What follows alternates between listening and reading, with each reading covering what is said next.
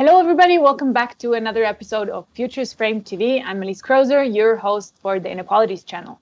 I'm here today with Paloma Villagómez. Paloma is a sociologist. She's currently doing a postdoc at the Institute for Social Inquiries of the UNAM, the National University in Mexico. And Paloma is an expert or a specialized researcher on food inequality. And so today the conversation is going to be all about food and inequality, of course.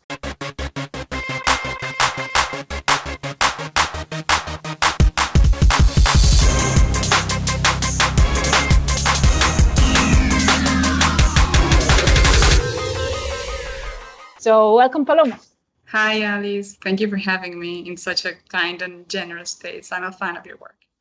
Oh, thank you. I'm very fond of your work as well. You're also a very prolific writer. I didn't say that, but we'll recommend some of the readings in Spanish. But if you read Spanish, please go and check out Paloma's readings in Nexos magazine. Paloma, how do you bring these two things together? I mean, we don't usually associate food with inequality.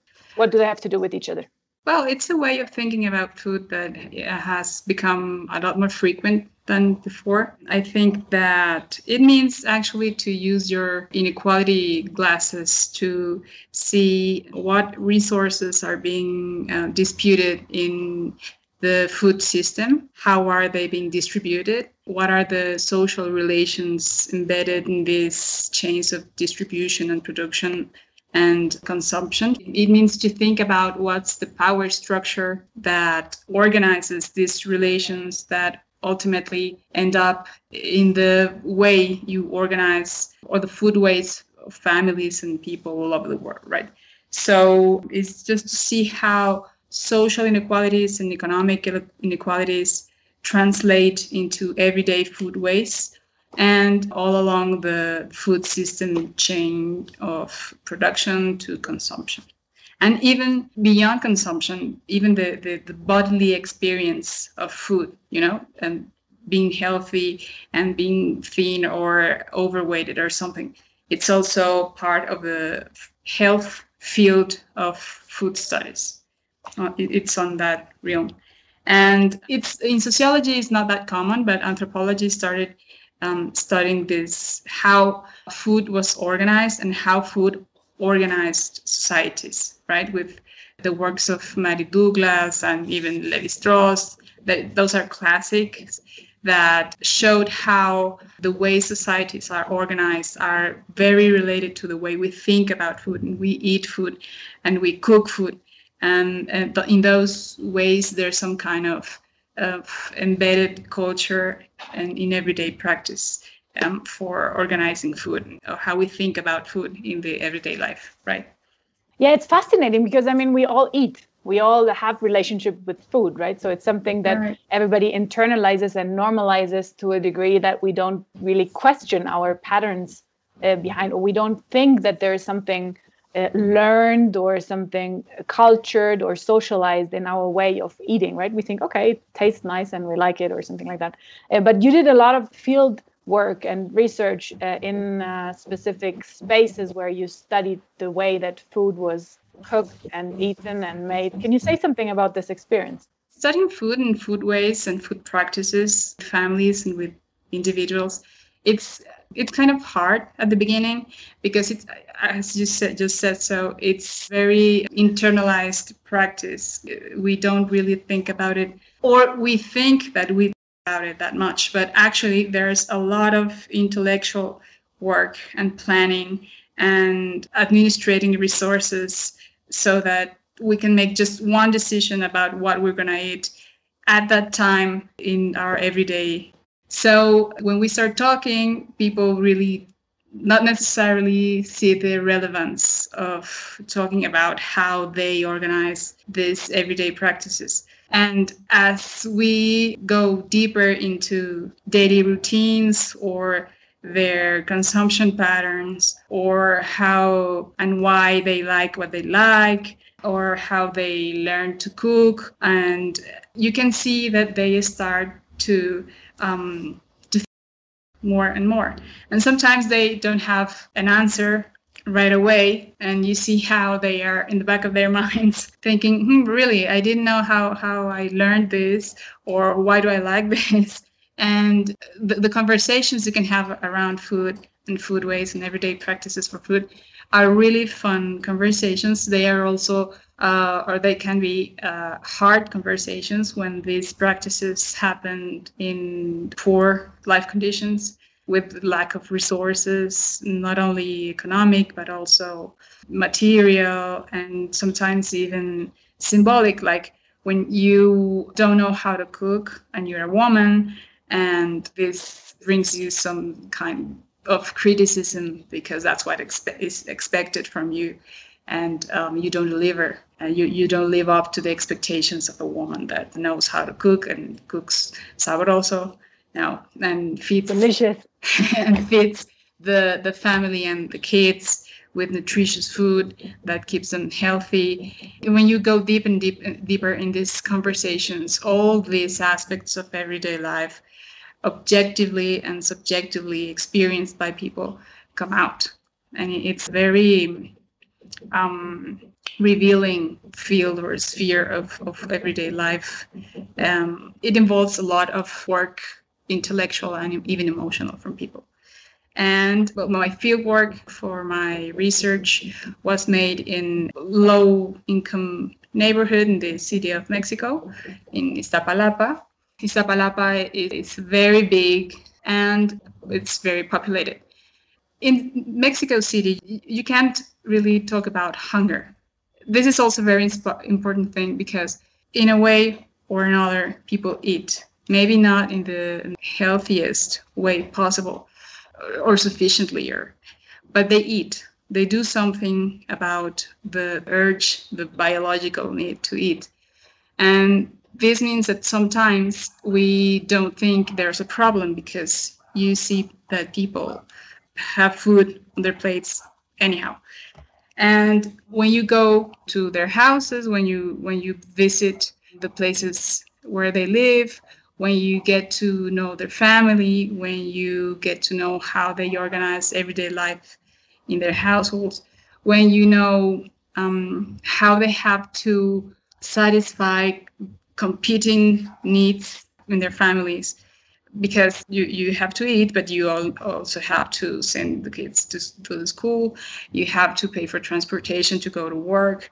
You have to do a lot of things. And especially when you talk with the mothers of the family, you can really perceive how complicated this task is for everybody in this kind of context, and how they actually do care about it. They don't want to eat anything. They don't accept the idea, or they don't accept it easily, at least, the idea of eating whatever just because they cannot afford better food. They are very aware of the precariousness of the diets that they are sometimes eating and feeding their children with. So there is also a pain and blame, and also sometimes the brighter side when they get to cook what they want to eat, when there's a reunion of family, a birthday or some sort of celebration for the community, etc., and they get together and they gather for eating, for cooking, for eating. So there are these dark and brighter sides of this practice. And when you do field work that's closer to ethnographies, maybe you get to see both sides. It's very complex. It's really hard to limit the study just to a couple of main ideas or main findings, but it's really interesting. It's really interesting and complex. Yeah, I want to ask you about one thing you mentioned, which is the blame. And I mean, the blame comes in a context, in the Mexican context, where food or cooking is very important. I mean, it's important everywhere, of course, because we all have to eat. But there's a big culture about very specific, delicious, elaborate, big dishes, right? And community celebrations where people come together and eat a lot, and they even cook together for days, and especially in more rural areas, but probably also still in Mexico City. And at the same time, you have this blame, which is partially based on prejudice, right? So there are lots of prejudice about what people should eat or are eating, and what they shouldn't eat, of course. And you are very outspoken about this prejudice towards communities of lower income not behaving the way they should. Exactly. First of all, food practices are often explained by behavior or preferences. It's like a very economical perspective that limits the explanation of everyday decisions to these factors, right? Behavior, preferences, and economic resources. When this conversation about diets and health outcomes from those diets, and it's easy to conclude that people take or make bad decisions, right? And it is their fault that they have obesity problems or diabetes or some other diseases related to food habits, right? And this narrative of merit around good food decisions, it's also very frequent in these explanations. And as I said before, because people eat every day, I mean, they solve this need to eat in daily basis and more than once every day, it is easy to assume that given that they eat, they could have made better decisions about what they were eating, right? So only in very extreme scenarios of hunger, you see this prejudice taking a step back and giving them a chance to say, well, they are hungry. They have literally nothing to eat. But when we have all done it, when we perceive that they have a little resource, just a little bit of money, we always think that they could have made better decisions, even with little money, with little resources. And that is not the case, because it's not just the money, it's the physical accessibility to better food. It is having the right equipment in your house for adequate cooking. It's having fuel for cooking. It's having electricity, running water, and living in a neighborhood that has proximity with groceries that actually sell natural and fresh produce, and not only Walmart or these hypermarkets that are mainly selling ultra-processed food, right? That it's cheaper, a lot cheaper, and that it's also very functional because they are very useful for everyday practices in the urban context where people is always running to get to work or to get to school. So when you don't consider all these factors, it's pretty easy to think that people could have made better decisions that are actually the kind of decisions that I would have made, because there is a moral understanding of how we choose what to eat.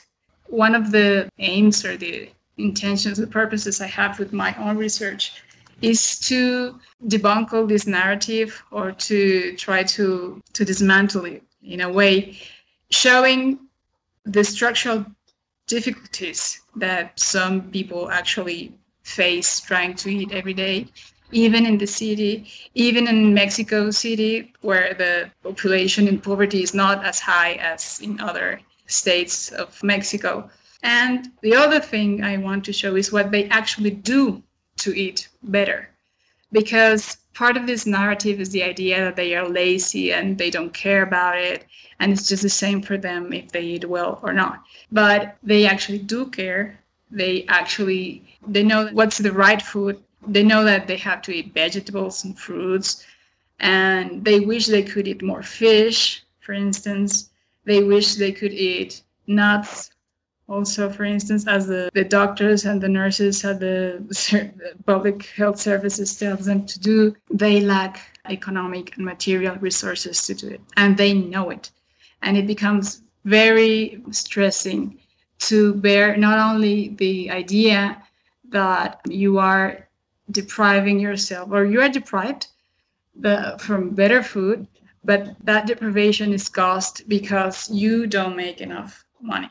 So in this very neoliberal narrative of the individual's responsibility to thrive in life and make enough money or having enough resources to their everyday needs, right?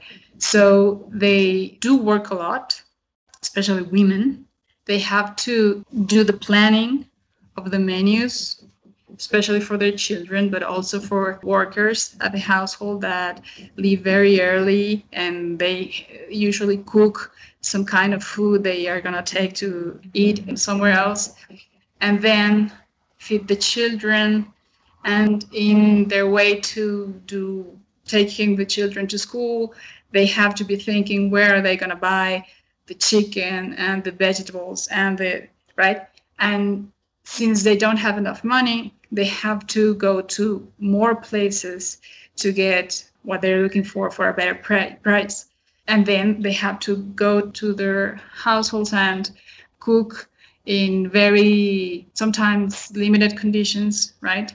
It's not an easy work when you are lacking basic services, right? And then they have to feed the children or wait their husbands to eat with them. Then they have to clean the spaces, the workspace for making food in those conditions. It is a lot of work, and they do. And then the day is over. And then the day's over, and then you have to start again. And that is if you are not paid worker yourself. So you have to add that, which is better because you have more money for buying better food. And they actually do. The minute they have a little bit of money, they buy better food. But you have no time, right?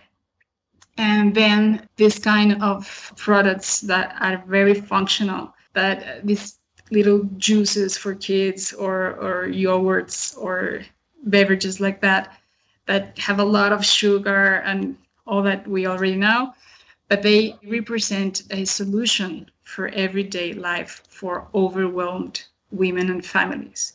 And they are cheap. And they are cheaper sometimes than the actual fruit that needs a lot of work to translate or to transform into the juice your kids are drinking, right? Because one of the main ideas I'd like to discuss in my work is that this category of food security that is by all means desirable, that means that people have access to healthy, sufficient, and various products, good products, and stable access to these healthier diets. It's by all means desirable, but it's not something that you have or you don't have. It's something that needs work to be translated into good edible food. You can have the fruits, you can have the veggies, you can have the meat, but it needs work for transformation. And that work is mainly socially assigned to women. And most of the work that is socially assigned to women and related with care mainly is really undervalued, and it goes without recognition, right? So I think these are two of the main objectives of my research, to debunk all this neoliberal narrative of merit in food waste and to highlight the very hard work that healthier diet involves and that relies mostly on women. You're doing research now on more middle class families when before it was more on lower class or lower income families. What do you expect are the main differences? Or do you expect that, for example, gender roles will be different, or that nutrition is different? Or what do you want to see when you compare these segments in terms of food? Well, when I did my research, I could identify some differences in income levels, even in the same popular neighborhood. Although they were all low-income families and working class families, you could see differences between the ones that were really, really poor and others that were better off, but you could not call them middle class, right? And you could perceive that even these little differences translated into a little bit more satisfaction with the way they could eat, a little bit more satisfaction with the work the mothers do, and they were able to be more efficient with resources like money and time, and they had a little bit more time for themselves. Also, women could introduce their own interests in food, the food they wanted to try out, the possibility of going through a dieting, when they could have a better position in the household because they were a little bit economically better, right? They also have a different narrative of household work and motherhood. They were actually more satisfied with the way they were taking care of their kids and the way they were feeding them. And you can see this moral narrative around motherhood and caring that goes through food and food discourses. And it was overall better evaluated. On the contrary, for poorer families, the experience was a lot harder, and there was more blaming, there was more frustration. Their health conditions were also worse. And now I'm trying to confirm some of these differences and to explore a little bit more in depth these moral narratives around housework and motherhood and care through food. I am expecting to see also a little bit of more discomfort because middle-class women tend to be paid workers also, to work outside the house, right? I'd like to see how they're handling both works, if they have these mediations through some kind of paid service, and how they evaluate the whole experience as a whole of having to cook for their families or choosing to food for their families. I mean, this is too black and white, of course. There are a lot of gray in the middle, but those are my hypotheses at this point. We will see. Yeah, we're very much looking forward to that. It will be very interesting research. I wanted to ask you something else. How did you actually get interested in this topic? I mean, what made you come up with this?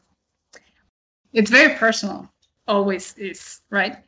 I'm a middle-class woman from a middle-class family, and food has always been important in my family, but in a very tense way, because we enjoy it, but we also grew up with this. When my mother had me, she was really young, and she became immersed in all this housework and motherhood at a very young age. And there were times where you could see that housework was very stressing and sometimes boring and limiting activity for her. But one of the main chores she enjoyed was cooking. And it was a very important space for us to connect as well. There were also the consequences of, well, I wouldn't say it was bad eating, but there was a lot of dieting in my house. So that also marked the experience, the bodily experience of food practices and how we learn to live our bodies and its relation with food. So as an adult now and as an independent, emancipated woman, I have been trying to go through all those family dynamics. And I realized that food was present all the time in most of the effective relations in my family and throughout life as a family. I came up with that conclusion by working with this, by reading mostly, and then going to do the field work and making these confirmations, not only about the sociological phenomenon, but also about my own life, my own family life, my own mother, my own relation with my mother, and with the female role in families and in the female position in households and the roles that are expected from us. And sometimes we accomplish and sometimes we don't. it's been really interesting for me. It's also been a personal journey. And now I am trying to resolve or to understand better how these relations work through my sociological research. Yeah, it's a very it's a beautiful story, and thank you for sharing it. And it's also a very important point, I guess, that food is not only something nutritious or that where we have a bodily experience and a necessity, physical necessity to food intake, but that it's a profoundly social endeavor, right? And it's a relationship building thing, and it's where we can, as you say, bond with people that cook for us, or that we cook with, or that we cook for, or that we eat with. And so this whole idea that love and food are closely related makes a lot of sense, right? When you have this pleasurable experience.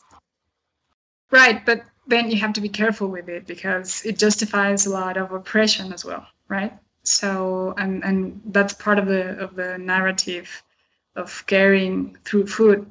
And that's a very important source of satisfaction for mothers, to feel that they actually pass some of the love they have for their children through food. But that romantic idea, which is actually really nice, also has been used against women, right? So it's a very political thing as well. It involves a lot of power relations and inequalities, gender inequalities, and even sometimes even violence, when you have this family where the male breadwinner, it's not as efficient as you wish he was, but he's very demanding, and food is one of the ways he's very, very demanding. And there are physical and psychological and economic violence involved. Food is also a very stressing and hurtful and heartbreaking process of everyday life, right? And it can become such a strong part of women's identity that it is very difficult trying to define whether it is oppressive or whether it is empowering sometimes, right? So again, it's not black and white. Sometimes you have to acknowledge that it's working against women's liberty, and sometimes you have to acknowledge too that if they are experiencing it, a love expression and a part of their identity, that it is significant for them. You have also you have to acknowledge that too. Some feminists would say that it's some sort of false conscience, but you have to work with the experience that people are actually thinking and processing while they are narrating it to you, or while you are actually seeing it as a researcher.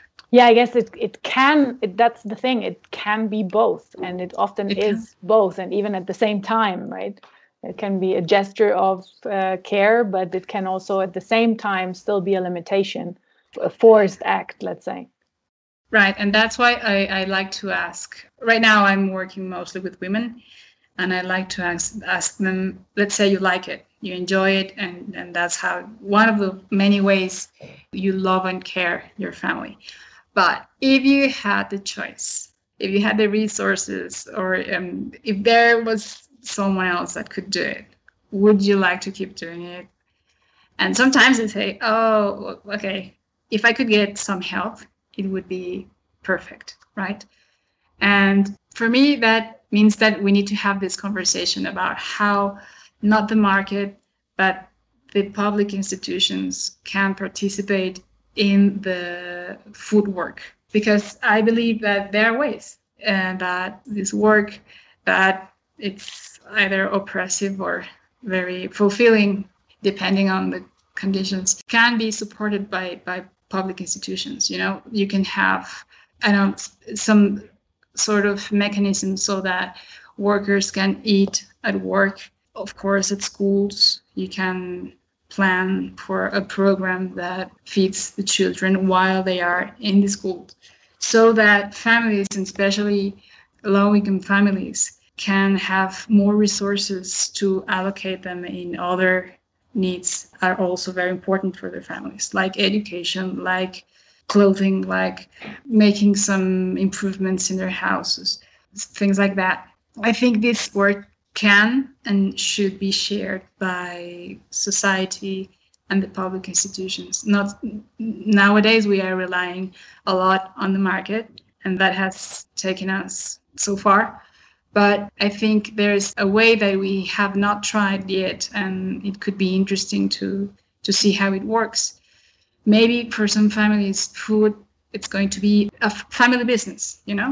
Like I feed my family as I think my family should be fed. But for some people, for some families, and especially for some women, it could be very helpful to feel that they are putting their families, their children, and also for fathers. You know, I don't want to say, I don't want to talk about only about mothers, but they usually do most of the work.